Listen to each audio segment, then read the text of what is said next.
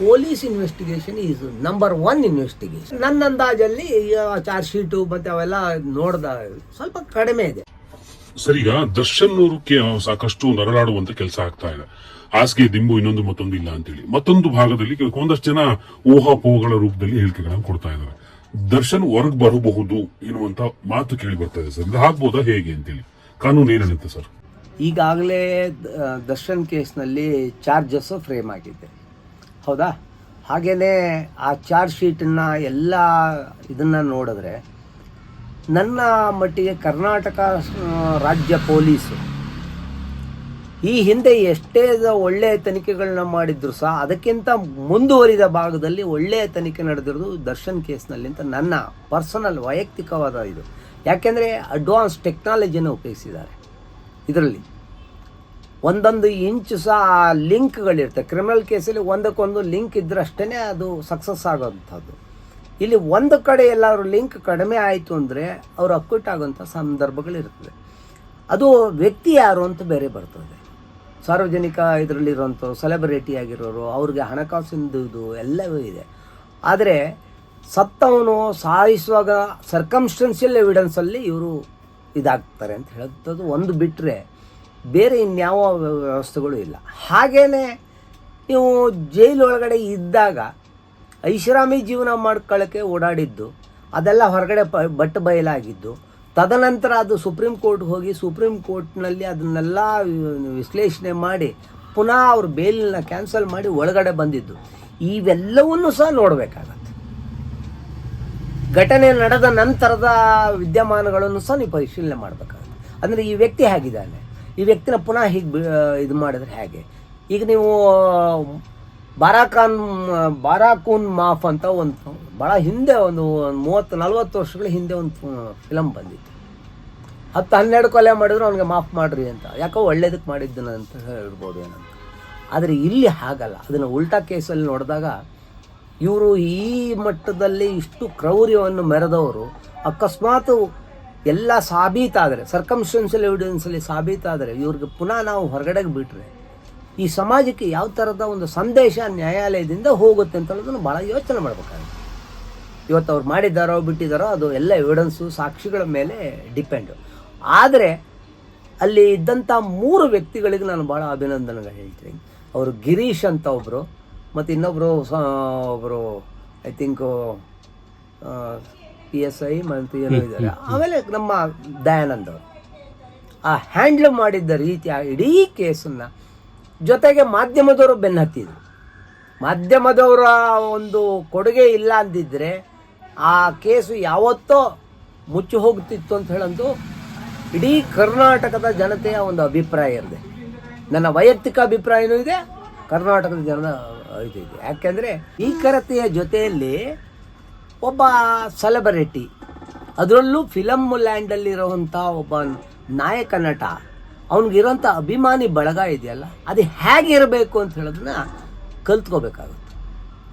ಅಭಿಮಾನಿ ಬಳಗ ಅದು ಅಭಿಮಾನದಿಂದ ಆಗಬೇಕು, ದುರಭಿಮಾನದಿಂದ ಹೋಗಬಾರ್ದು. ಇವತ್ತು ನೀವು ಪಕ್ಕದ ಸ್ಟೇಟು ಆಂಧ್ರಗಳಲ್ಲಿ ನೋಡಿ, ತಮಿಳುನಾಡಲ್ಲಿ ನೋಡಿ, ಕೇರಳದಲ್ಲಿ ನೋಡಿ, ಅವರ ಅಭಿಮಾನಿ ಬಳಗಗಳು ಎಂತೆಂಥ ಸಾರ್ವಜನಿಕ ಸೇವಾ ಕೆಲಸಗಳನ್ನು ಮಾಡ್ತಾ ಇದ್ದಾರೆ. ಹಾಸ್ಪಿಟ್ಲ್ಗಳನ್ನ ಕಟ್ಟಿಸ್ತಾರೆ, ಇದು ಬ್ಲಡ್ ಇದು ಡೊನೇಷನ್ ಮಾಡಿಸ್ತಾರೆ, ಮೆಡಿಕಲ್ ಚೆಕಪ್ ಮಾಡಿಸ್ತಾರೆ. ಇವೆಲ್ಲ ಆಗಿದ್ದು ಈ ಅಭಿಮಾನಿ ಬಳಗಗಳ ಒಂದು ಇದರಿಂದ ಯತ್ನದಿಂದಲೇ ಆಗಿದ್ದು, ಹೌದಾ? ಒಂದು ಸಣ್ಣ ವಿಚಾರ ಬಂದಿತ್ತು, ಹೌದಪ್ಪ ನಿಮಗೆ ವಾಟ್ಸಪ್ಪಲ್ಲಿ ಏನೋ ಮಾಡಿದ್ರು ಅಂತ ಹೇಳಿದರೆ ನೀವು ಹೋಗಿ ಪೊಲೀಸ್ ಸ್ಟೇಷನ್ಗೆ ಕಂಪ್ಲೇಂಟ್ ಕೊಡಿ, ಕಾನೂನನ್ನು ಕೈ ತಗೊಳ್ಳೋಂಥದ್ದು ವ್ಯವಸ್ಥೆ ಮಾಡಬೇಡಿ ಅಂತ ಹೇಳೋದು ನಮ್ಗೆ ಗೊತ್ತಾಗಿರೋಂಥದ್ದು. ಆದ್ದರಿಂದ ಇವೆಲ್ಲ ಈ ಬ್ಯಾಕ್ಗ್ರೌಂಡ್ ಎಲ್ಲನೂ ಹೊರಗಡೆ ತರಬೇಕಾಗುತ್ತೆ, ಈ ನ್ಯಾಯಾಲಯದ ಮುಂದೆ ತರಬೇಕು. ಅದು ಸರ್ಕಾರದ ಪಬ್ಲಿಕ್ ಪ್ರಾಸಿಕ್ಯೂಟರ್ಗಳು ಅದನ್ನ ಮಾಡ್ತಾರೆ ಅಂತ ಹೇಳೋ ಒಂದು ನಂಬಿಕೆ. ಅದಕ್ಕೆ ಬ್ಯಾಕಪ್ಪಲ್ಲಿ ಬ್ಯಾಕೆಂಡಲ್ಲಿ police investigation is number 1 investigation. ನಾನು ಎಷ್ಟೇ ಬೇರೆ ಬೇರೆ ಎಲ್ಲ ಕೇಸ್ಗಳಲ್ಲೂ ನಾನು ವಿಶ್ಲೇಷಣೆ ಮಾಡಿದಾಗ ಇದರಲ್ಲಿ ಅತ್ಯಂತ ಹೈ ಟೆಕ್ನಾಲಜಿಯನ್ನು ಉಪಯೋಗಿಸಿ CCTV ಕ್ಯಾಮ್ರಾ ಇರ್ಬೋದು, ಏನು ಹೋಗಿದ್ದೆ ಅದನ್ನ ರಿಟ್ರೈವ್ ಮಾಡೋವಂಥದ್ದು ವ್ಯವಸ್ಥೆ, ಹೈದರಾಬಾದ್ನಿಂದ ಇದನ್ನು ತಗೊಬರೋವಂಥದ್ದು ಪ್ರತಿ ಒಂದನ್ನು ಸಹ they have taken it very meticulously, they have investigated. Therefore chances are very low ಅಂತ ನನ್ನ ಇದು. ಅದು ಯಾಕೆಂದರೆ ನಾವು ಇಲ್ಲಿಂದ ಕೂತ್ಕೊಂಡು ಹೇಳೋದು ಭಾಳ ಸುಲಭ ಇರ್ತದೆ. ಆದರೆ ನ್ಯಾಯಾಲಯದಲ್ಲಿ ಬಂದ ಸಾಕ್ಷಿಗಳು ಕರೆಕ್ಟಾಗಿ ಯಾವತ್ತು ಏನು ಹೇಳಿದ್ರು ಅದನ್ನೇ ನೇರವಾಗಿ ಹಾಗೆ ಹೇಳಿದರೆ ಅವರಿಗೆ ಇದು ದಂಡ ಆಗೋಂಥ ಸನ್ನಿವೇಶಗಳು ಹೆಚ್ಚಿಗೆ ಇರ್ತದೆ. ನಾಳೆ ಅಲ್ಲೆಲ್ಲ ಹೇಳಿ ಕೊನೆಗೆ ನ್ಯಾಯಾಲಯದ ಮುಂದೆ ಬಂದು ನಂಗೆ ಗೊತ್ತೇ ಇಲ್ಲ ಸರ್ ಅಂದ್ಬಿಟ್ರೆ ಏನೂ ಮಾಡೋಕ್ಕಾಗಲ್ಲ. ಹಾಸ್ಟೈಲ್ ಆಗೋಂಥ ಪರಿಸ್ಥಿತಿನೂ ಇರ್ತದೆ. ಅದಕ್ಕಾಗೇ ಹೊರಗಡೆಯ ಪ್ರಭಾವಗಳು ಭಾಳ ಇರ್ತದೆ. ಈ ಸಾಕ್ಷಿಗಳು ಬರೋವ್ರಿಗೆ ಭಾಳಷ್ಟು ಪ್ರಭಾವ ಬೀರ್ತಾರೆ. ಭಾಳ ಹಣದ ಆಮಿಷ ಒಡ್ಬೋದು, ಇಲ್ಲಾಂದರೆ ಹೆದರಿಕೆ ಹಾಕ್ಬೋದು. ಇಲ್ಲ ನೀವು ಸಾಕ್ಷಿ ಹೇಳಿದರೆ ನಾವು ಹೊರಗಡೆ ನಿಮ್ಮನ್ನು ಇದು ಮಾಡ್ತೀವಿ ಅಂತ. ಇದು ಭಾಳಷ್ಟು ಇದರಲ್ಲಿ ನಾವು ನೋಡಿದ್ದೀವಿ. ಅಂದರೆ ಈ ಸಾಕ್ಷ್ಯ ಆಧಾರಗಳನ್ನು ಇಟ್ಕೊಂಡು ದರ್ಶನ್ ಬರೋ ಚಾನ್ಸಸ್ ಕಡಿಮೆ ಇದೆಯಾ? ನನ್ನ ಅಂದಾಜಲ್ಲಿ ಚಾರ್ಜ್ ಶೀಟು ಮತ್ತೆ ಅವೆಲ್ಲ ನೋಡ್ದ ಸ್ವಲ್ಪ ಕಡಿಮೆ ಇದೆ. ಯಾಕೆಂದ್ರೆ ಇದೊಂದು ಮುಂದಿನ ಪೀಳಿಗೆಗೆ ಬಹಳ ದೊಡ್ಡ ಪಾಠ ಅಂತ ಅನ್ನೋದು ತಿಳ್ಕೊಳ್ಬೇಕು. ಬಹಳಷ್ಟು ಇದನ್ನ ಮಾಡ್ಲಿಕ್ಕೆ ಹೋಗಬಾರ್ದು. ಸಮಾಜದಲ್ಲಿ ನಾವು ಒಂದು 4 ಚೌಕಟ್ಟಿನೊಳಗೆ ನಮ್ಮ ಜೀವನನ ನಡೆಸ್ಕೊಂಡು ಹೋಗೋದನ್ನ ಎಷ್ಟು ಜನರಿಗೆ ಅದರಲ್ಲಿ ಎಷ್ಟು ಆರೋಪಿಗಳಿಗೆ ಚಾನ್ಸಸ್ ಇದೆ ಸರ್ ಹೊರಗೆ ಬರ್ಲಿಕ್ಕೆ? ಅಲ್ಲ, ಅಲ್ಲಿ ಲಿಂಕ್ ಮೇಲೆ ಹೋಗುತ್ತೆ. ಅವರವರ ಯಾವ ಪಾರ್ಟ್ ಅವ್ರದ್ದು ವರ್ಕ್ ಅಂತ ಹೇಳೋದ್ರ ಮೇಲೆ ಹೋಗುತ್ತೆ ಹೊರತು ಇನ್ಯಾವ ಬಹುತೇಕ A1 A2ಗೆ ಭಾರಿ ಕಷ್ಟ ಅಂತ. ಅವ್ರುಗಳಿಗೆ ಮೇಯ್ನ್ ಅಲ್ಲಿಂದಲೇ ಸ್ಟಾರ್ಟ್ ಆಗೋದು. ಕತೆ ಸ್ಟಾರ್ಟ್ ಆಗೋದೇ ಅಲ್ಲಿ, ಘಟನೆ ಪ್ರಾರಂಭ ಆಗೋದೇ ಅಲ್ಲಿ.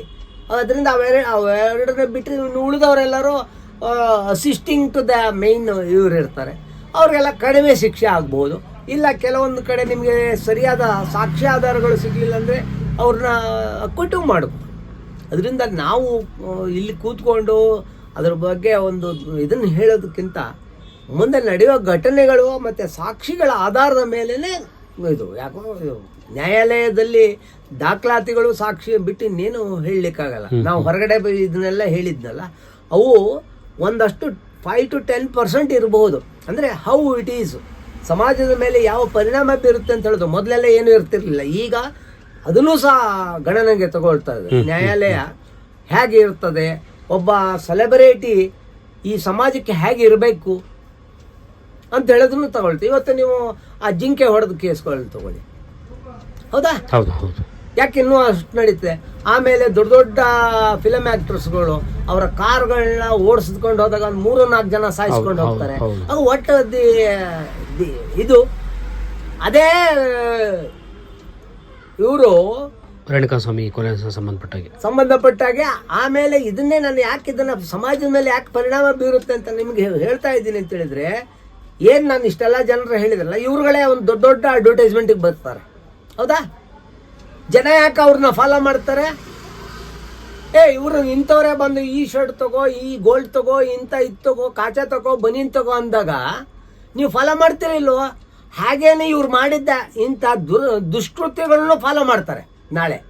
ಇದು ಸಮಾಜದ ಮೇಲೆ ಬೀರುವಂಥ ಪರಿಣಾಮ.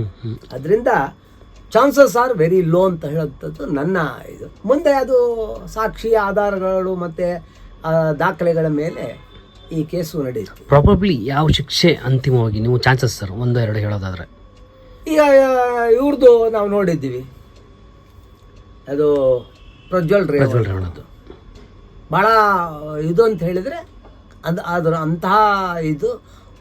ಅವರು ಸ್ವಲ್ಪ ಪ್ರಜ್ವಲ್ ರೇವಣ್ಣನವರು ಒಂದು ಜವಾಬ್ದಾರಿಯುತ ಸ್ಥಾನ, ಯಾವುದು MP ಆಗಿದ್ದು, ಯಾರ ಮೊಮ್ಮಗ, ಇವಂಥವೆಲ್ಲನೂ ಸರ್ಕಮ್ಸ್ಟೆನ್ಷಿಯಲ್ ಎಲ್ಲನೂ ನೋಡಿದಾಗ ಅವು ಒಬ್ಬ MP ಆದವರು ಇಂಥ ಹೀನ ಕೃತ್ಯಕ್ಕೆ ಇಳಿತಾರ ಅಂತ ಹೇಳೋದು ಆ ನ್ಯಾಯಾಲಯದ ಅದು ಆಲ್ರೆಡಿ ಜಜ್ಮೆಂಟ್ ಆಗಿದೆ. ನಾನು ಅದಕ್ಕಾಗಿ ಅದ್ರ ಬಗ್ಗೆ ನಾನು ಭಾಳ ಸ್ಟ್ರೆಸ್ ಕೊಟ್ಟು ಹೇಳ್ತಾ ಇದ್ದೀನಿ. ಯಾಕೆ ಇದನ್ನು ಅಂದರೆ ನ್ಯಾಯಾಲಯ ಮುಂದೆ ಇವತ್ತು ಹಿಂದಿನ ಒಂದು 20 ವರ್ಷಗಳ ಹಿಂದಿನ ಹಾಗಿಲ್ಲ, 20 ವರ್ಷ ನಂತರ ಭಾಳ ಫಾಸ್ಟಾಗಿ ನಾವೆಲ್ಲ ಮೂವ್ ಆಗ್ತಾ ಇದ್ದೀವಿ.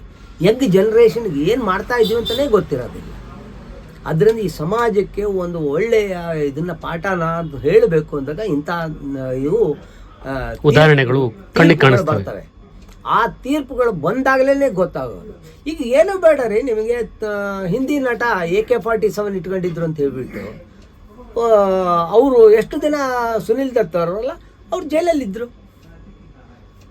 ಅದು ತಕ್ಷಣ ಉಳಿದ ಎಲ್ಲರಿಗೂ ಅದು ಇಲ್ಲಪ್ಪ ನಾವು ಅಮ್ಯುನಿಷನ್ಸ್ಗಳು ವಿತೌಟ್ ಲೈಸೆನ್ಸ್ ಇಡಬಾರ್ದು ಅಂತ ಹೇಳೋದು ಒಂದು ಬಂತು.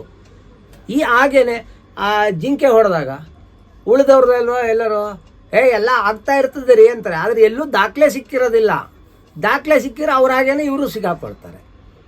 ಅದರಿಂದ ಇವತ್ತು ಅವೆಲ್ಲ ಕಡಿಮೆ ಆಯಿತು.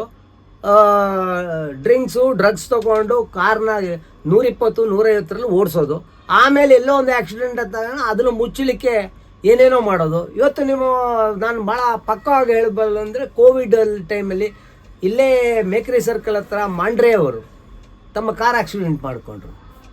ಇದ್ದಕ್ಕಿದ್ದಂಗೆ ಎಲ್ಲರೂ ಅಲರ್ಟ್ ಆಗಿಬಿಟ್ರು, ಪೊಲೀಸು ಅವರು ಇವರೆಲ್ಲ. ಆ ಕಾರ್ನಲ್ಲಿ ಅವರು ಇರಲಿಲ್ಲ, ಬೇರೆ ಯಾರೋ ಇದ್ರು ಅಂತೆಲ್ಲ ತೋರಿಸಿದ್ರು. ಹೌದಲ್ಲ? ಅದರಿಂದ ಇಲ್ಲಿ ನಾವು ಯೋಚನೆ ಮಾಡಬೇಕಂದು ಸೆಲೆಬ್ರಿಟಿಗಳು ಯಾವ ರೀತಿಯಲ್ಲಿ ಅವ್ರು ನಡ್ಕೋಬೇಕು, ಅವ್ರನ್ನ ನೋಡಿ 1000 ಜನ ಒಳ್ಳೆಯ ಇದರಲ್ಲಿ ಬರಬೇಕು. ಇದು ಸಮಾಜಕ್ಕೆ ಕೊಡುವಂತಹ ಅವ್ರ ಕೊಡುಗೆ.